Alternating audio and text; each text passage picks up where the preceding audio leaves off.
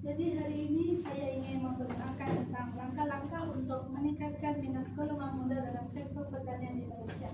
Oke, nama saya Felicia Janako. Saya memegangkan nomor metrik di 2025111966 dari ISM Komunikasi Sosial semester 1. Pengenalan, pertanian adalah satu aktiviti yang mengusahakan tanah, menanam tanaman, mentanam hewan serta mengurus sumber-sumber jadi bagi menghasilkan makanan dan bahan mentah. Pertanian penting dalam pembangunan sesebuah negara kerana ia berkaitan secara langsung dengan pengeluaran sumber keperluan asas manusia.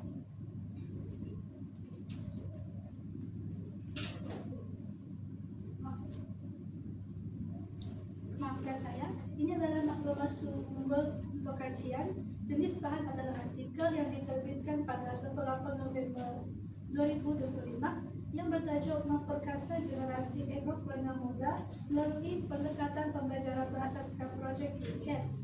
Nama pengarang adalah Fadilah Ismail, Haliana Halim, Nurizan Rameli dan Muhammad Asrul Nasib Masrur.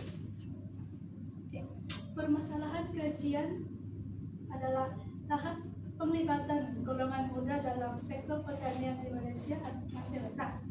Seterusnya, kurangnya pendedahan kepada teknologi pertanian moden dalam kalangan golongan muda dan persepsi negatif masyarakat terhadap kejayaan dalam sektor pertanian yang mempengaruhi minat golongan muda.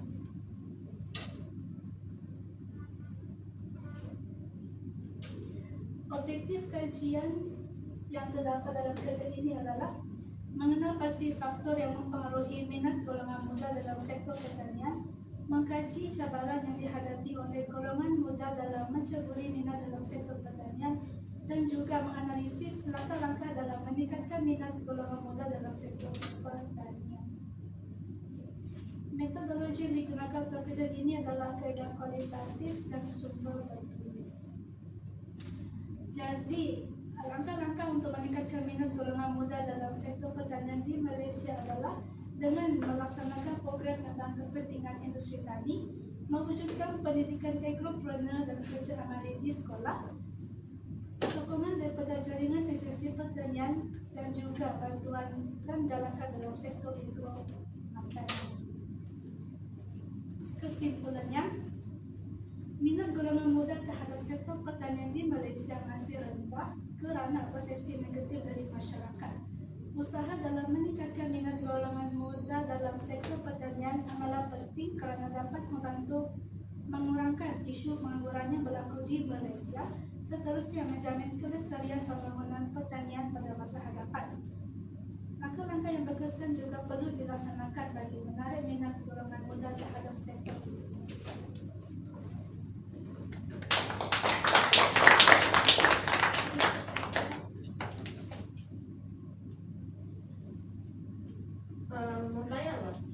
Kalau macam pertanyaan ni sekarang orang sudah tidak minat kan, kita kalau macam remaja macam kita lah.